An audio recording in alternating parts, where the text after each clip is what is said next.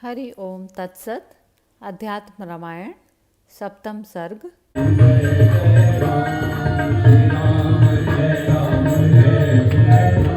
सुमंत्र का प्रत्यागमन, राजा दशरथ का स्वर्गवास तथा भरत जी का ननिहाल से आना और वशिष्ठ जी के आदेश से पिता का अंत्येष्टि संस्कार करना। जेहि के जेहि पर सत्य स्नेहु, सो तेहि मिलई ना कछु संदेहु। सत्य को कोई छिपा नहीं सकता, सत्य का सूर्य जरूर उदय होता है। श्री महादेव जी पार्वती जी से बोले, इधर सायंकाल के समय सुमंत्र ने भी वस्त्र से मुख ढाँप कर नेत्रों से जल भरे हुए अयोध्यापुरी में प्रवेश किया। रथ को बाहर ही खड़ा कर वे राजा को देखने के लिए अंतःपुर में गए और जय शब्द से उनकी स्तुति कर उन्हें प्रणाम किया। राजा ने सुमंत्र को नमस्कार करके दुख से व्याकुल होकर कहा, सुमंत्र, सीता और लक्ष्मण के सहित राम कहाँ हैं? तुमने राम को कहाँ छोड़ा है? उन्होंने मुझ पापी के लिए क्या कहा? तथा सीता और लक्ष्मण जी ने भी मुझ निर्दयी के लिए क्या कहा? हा राम, हा गुणनिधे, हा प्रियवादिनी सीते, क्या तुम मुझको दुख समुद्र से डूबकर मरते हुए नहीं देखते हो? इस प्रकार बहुत देर तक विलाप करके राजा दुख समुद्र में डूब गए। महाराज को इस प्रकार रोते देख मंत्री ने हाथ जोड़कर कहा, महाराज, मैं सीता, राम और लक्ष्मण को आपके रथ में बैठा कर ले गया था। वे श्रृंगवेरपुर के पास गंगा जी के किनारे जाकर टिके। वहाँ निषाद राज गुहु कुछ फल मूल आदि लेकर आया, किंतु राम जी ने उन्हें ग्रहण नहीं किया, केवल प्रीतिपूर्वक हाथ से छूकर ही छोड़ दिया। उसके बाद श्री रघुनाथ जी ने गुह से वट का दूध मंगवा कर अपनी जटाओं का मुकुट बनाया और फिर वे स्वयं मुझसे बोले, सुमंत्र, महाराज से कहना वे हमारे लिए शोक ना करें, हमें वन में अयोध्या से भी अधिक सुख प्राप्त होगा। माता से भी मेरा प्रणाम कहकर कहना कि मेरे लिए शोक ना करें। महाराज वृद्ध और शोकाकुल हैं, उन्हें भली प्रकार ढाढ़स बंधाना। हे नृपश्रेष्ठ, उसके बाद नेत्रों में जल भरकर कुछ कुछ राम की ओर देखते हुए सीता ने दुख से गदगद कंठ हो मुझसे कहा, दोनों सासुओं के चरण कमलों में मेरा साष्टांग प्रणाम कहना। ऐसा कह कुछ सिर झुकाकर रोती हुई वे वहाँ से चली गई। इसके पीछे वे सब नेत्रों में जल भरे हुए नाव पर चढ़े। जब तक वे गंगा जी को पार कर उस पर पहुँचे तब तक मैं वहीं खड़ा रहा। फिर वहीं से जलकर बड़े दुख से मैं यहाँ पहुँचा हूँ। तब कौशल्या जी ने रोती हुई राजा से इस प्रकार कहा, राजन, आपने यदि प्रसन्न होकर अपनी प्रिय कैकेयी को वर दिया तो भले ही आपने उसी के पुत्र को राज्य दिया होता, किंतु मेरे पुत्र को देश निकाला क्यों दिया? और अपने आप ही ये सारी करतूत करके अब आप रोते क्यों हैं? कौशल्या के वचन सुनकर महाराज को ऐसी वेदना हुई मानो घाव में अग्नि का स्पर्श हो गया। तब महाराज ने नेत्रों में शोक अश्रु भरकर कौशल्या जी से कहा, मैं तो आप ही दुख से मर रहा हूँ, फिर इस प्रकार मुझे और क्यों दुख देती हो? इससे क्या लाभ है? इसमें संदेह नहीं कि मेरे प्राण अभी निकलने वाले हैं। पूर्व काल में मेरी मूर्खता के कारण मुझे एक मुनीश्वर ने श्राप दिया। वह कथा इस प्रकार है, पहले एक बार मैं युवा अवस्था के मत से उन्मत्त हुआ मृगया में आसक्त होकर रात्रि के समय धनुष और बाण लिए एक घोर वन में नदी के किनारे घूम रहा था। उस आधी रात के समय किन्हीं प्यास मुनीश्वर ने अपने त्रिषित माता पिता के लिए जल जाने के लिए जल में घड़ा डुबोया उस प्रकार उसका महान शब्द हुआ। तब यह सोचकर कि इस घोर रात्रि में कोई हाथी जल पी रहा है, मैंने अपने धनुष पर शब्द वेदी बाण चढ़ाकर छोड़ा। वहाँ पर मनुष्य की सूचना देने वाला यह शब्द हुआ, हाय मैं मारा गया, हे विधे, मैंने तो किसी का कोई अपराध नहीं किया, फिर किसने मुझे मारा। मेरे माता पिता भी जल की आकांक्षा से मेरी बाट देख रहे होंगे। यह मानुष वचन सुनकर मैं अत्यंत भयभीत हुआ और धीरे से उनके पास जाकर बोला, प्रभु मैं दशरथ हूँ, मैंने ही अनजान में मैंने प्राण छोड़ा है, हे मुने आप मेरी रक्षा करें। ऐसा कहकर मैं गदगद कंठ हो उनके चरणों में गिर पड़ा। तब उन मुनीश्वर ने मुझसे कहा, हे नृपश्रेष्ठ, डरो मत, तुम्हें ब्रह्म हत्या नहीं लगेगी, क्योंकि मैं तपस्या में लगा हुआ वैश्य हूँ। मेरे माता पिता भूख और प्यास से व्याकुल हैं, मेरी बाट देखते होंगे, इसलिए अब बिना कुछ सोच विचार किए शीघ्र ही तुम उन्हें जल दे आओ, नहीं तो मेरे पिता क्रुद्ध हो जाएंगे और तुम्हें भस्म कर डालेंगे। उन्हें जल देकर नमस्कार कर अपना सारा कृत्य सुना देना। मुझे अत्यंत पीड़ा हो रही है, तुम मेरे शरीर में से बाण निकाल दो, अब मैं प्राण छोड़ूंगा। मुनि के ऐसा कहने पर मैंने तुरंत ही उसके शरीर से बाण निकाल दिया और जल का घड़ा लेकर जहाँ उनके माता पिता थे वहाँ चला गया। उस समय वे इस प्रकार चिंता में व्याकुल हो रहे थे, हम अत्यंत वृद्ध और आंखों से लाचार हैं तथा भूख प्यास से पीड़ित हो रहे हैं। क्या कारण है कि इस रात्रि के समय में हमारा पुत्र अभी तक जल लेकर नहीं लौटा? हमारा और कोई सहारा नहीं है, हम वृद्ध शोचनीय और प्यास से अत्यंत व्याकुल हैं। क्या कारण है कि ऐसी अवस्था में हमारा पितृभक्त पुत्र हमारी उपेक्षा कर रहा है? इसी समय मेरे पैरों की आहट सुनकर पिता ने पूछा, बेटा आज तुम्हारी इतनी देरी कैसे हुई? लाओ शीघ्र ही हमें पवित्र जल पिला दो और तुम भी पियो। उनके इस प्रकार कहने पर मैंने डरते डरते धीरे से उनके पास गया और उनके चरणों में प्रणाम करके अति नम्रतापूर्वक कहा, मैं आपका पुत्र नहीं हूँ, बल्कि अयोध्या का राजा दशरथ हूँ। मैं पापात्मा मृग की आसक्ति के कारण रात्रि के समय पशुओं का वध करता फिरता था। यद्यपि मैं उस समय जल के तीर से दूर था, किंतु शब्द वेदी होने के कारण जल में हुए शब्द को सुनकर वहाँ मृग समझकर उसे मारने के लिए मैंने एक बाण छोड़ा। पर जब मैंने शब्द सुना कि मैं मारा गया तो डरता हुआ मैं वहाँ आया। वहाँ आने पर जब मैंने एक मुनि कुमार को जटा फैलाए पड़े देखा तो भय से उसके चरण पकड़ लिए और रक्षा करो ऐसा कहने लगा। तब उन्होंने मुझसे कहा, डरो मत, तुम्हारे ब्रह्म हत्या का तुम्हें पाप नहीं लगेगा। मेरे माता पिता को जल देकर उन्हें प्रणाम कर जीवन दान मांगो। मुनि कुमार के ऐसा कहने पर यह मुनि हिंसक आपके पास आया है। आप दोनों बड़े दयाशील हैं, मैं आपकी शरण आया हूँ, आप मेरी रक्षा करें। यह सुनकर वे दुख से व्याकुल होकर उसके लिए अत्यंत शोक करते हुए और रोते हुए पृथ्वी पर गिर पड़े और बोले, जहाँ हमारा बेटा है हमें तुरंत ही वहाँ ले चलो। तब जहाँ वहाँ लड़का पड़ा था वहीं उन वृद्ध दंपत्ति को लेकर राजा दशरथ गए और वे उसे हाथों से स्पर्श कर अत्यंत विलाप करने लगे और हा पुत्र कहकर रोते हुए बोले, बेटा हमें जल दो, हमें जल दो, आज जल क्यों नहीं देते? फिर उन्होंने मुझसे कहा, राजन शीघ्र ही चिता बनाओ। मैंने तुरंत ही वहाँ चिता बना दी। तब वे तीनों उस पर चढ़ गए और अग्नि लगाने पर उसमें भस्म होकर स्वर्गलोक को चले गए।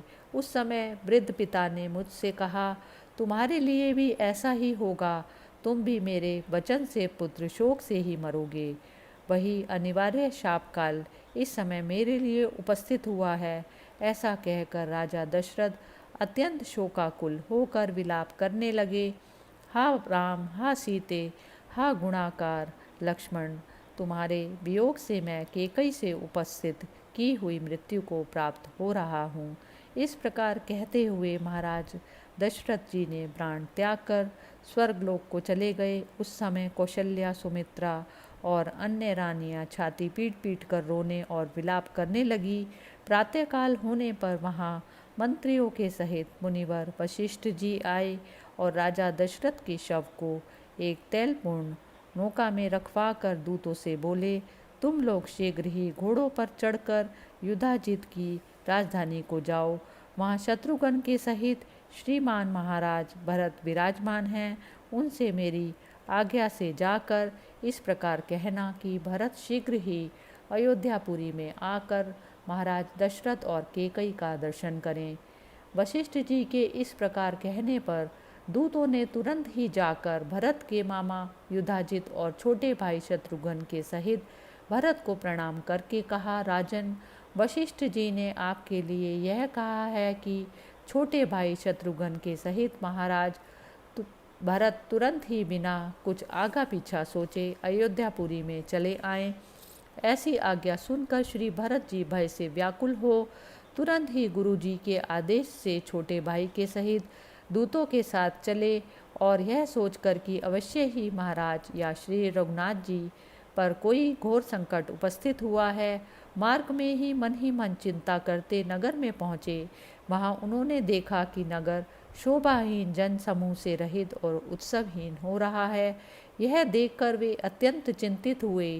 राजभवन में जाकर देखा तो वह राजलक्ष्मी से शून्य हो गया और वहाँ अकेली केकई एक आसन पर बैठी हुई हैं। माता को देखकर उन्होंने भक्तिपूर्वक उनके चरणों में सिर झुकाकर प्रणाम किया।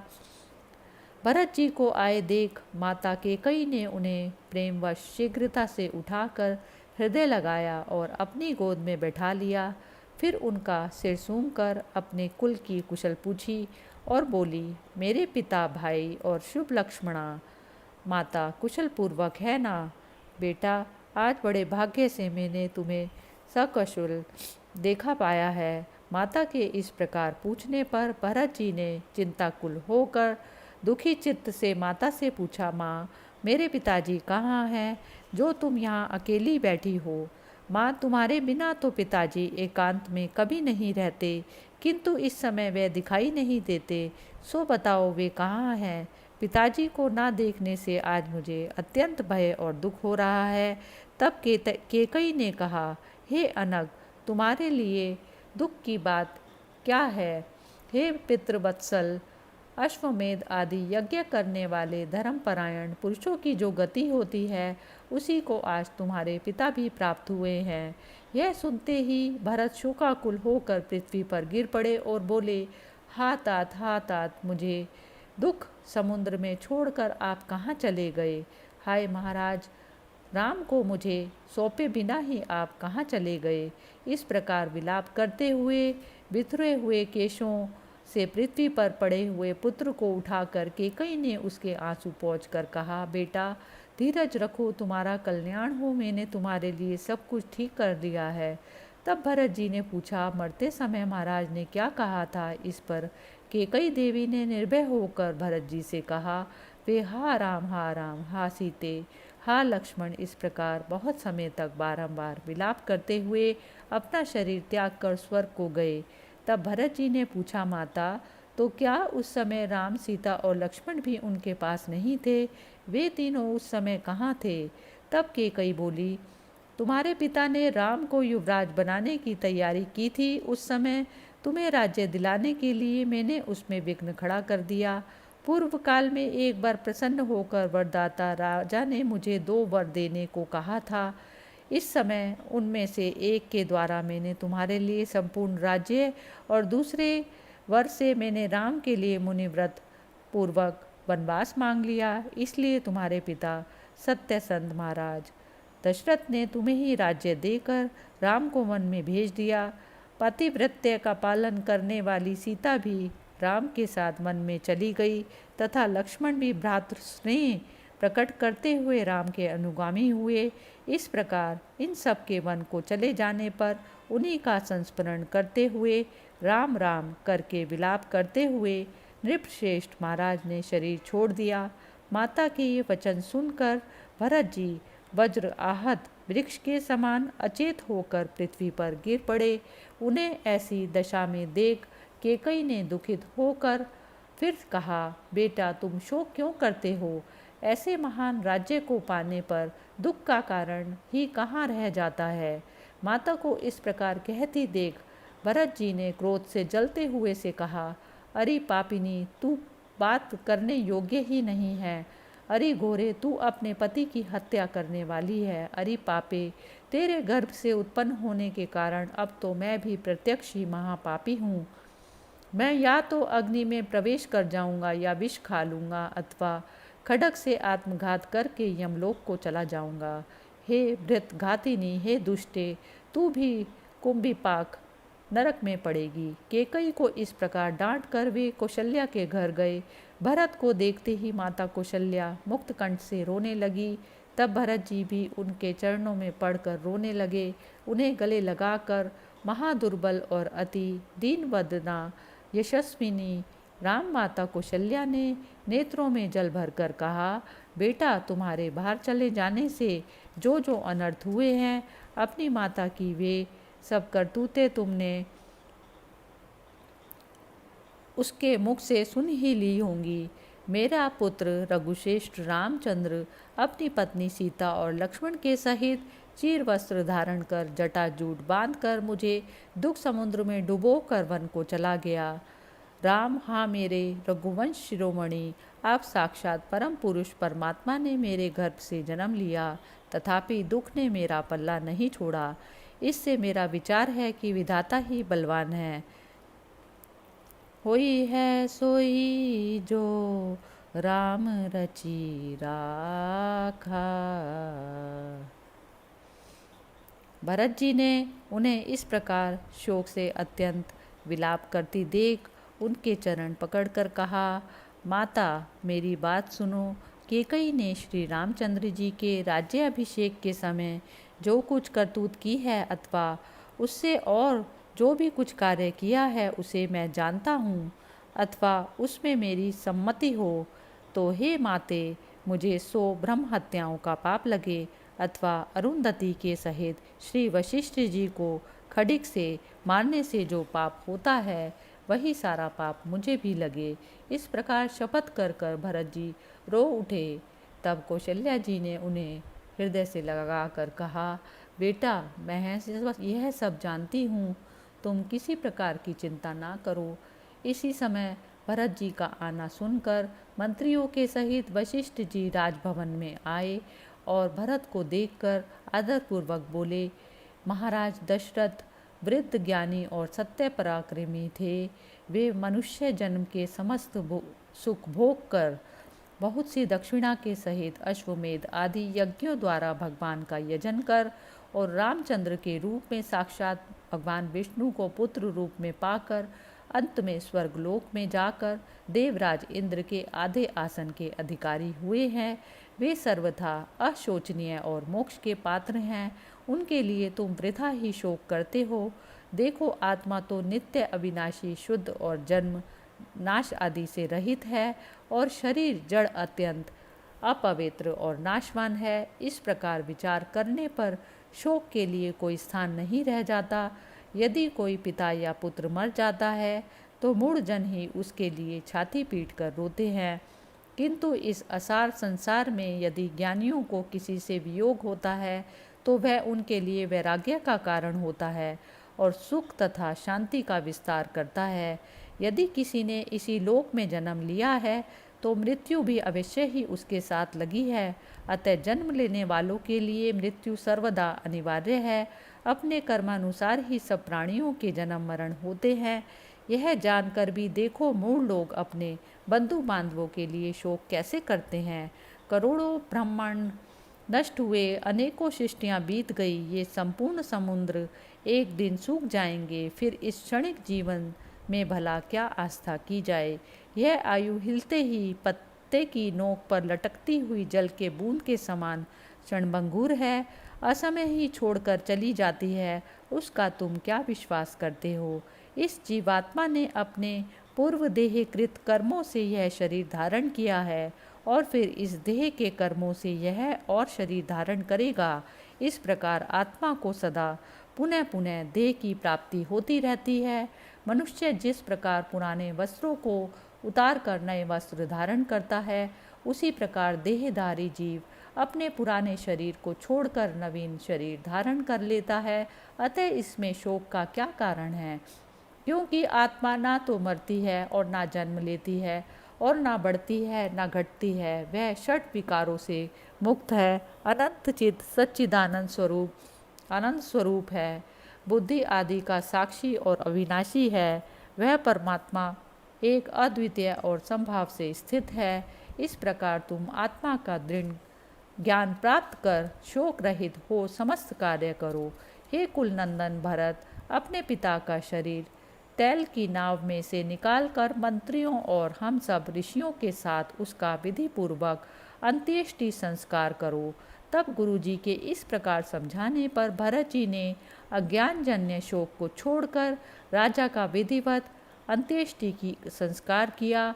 गुरुजी के कथनानुसार जैसे अग्निहोत्री का अंतिम संस्कार करना चाहिए, उसी प्रकार विधि पूर्वक पिता के देह का शास्त्र अनुकूल संस्कार कराकर फिर एकादशाह आने पर सैकड़ों हजारों वेद यज्ञ ब्राह्मणों को विधिवत भोजन कराया तथा पिता के उद्देश्य से ब्राह्मणों को बहुत सा धन, हजारों गोएं, अनेकों गांव एवं रत्न आदि देकर विदा किया। फिर श्री रामचंद्र जी का स्मरण करते हुए वे गुरु वशिष्ठ, भाई शत्रुघ्न और मंत्रियों के साथ अपने घरों में रहने लगे।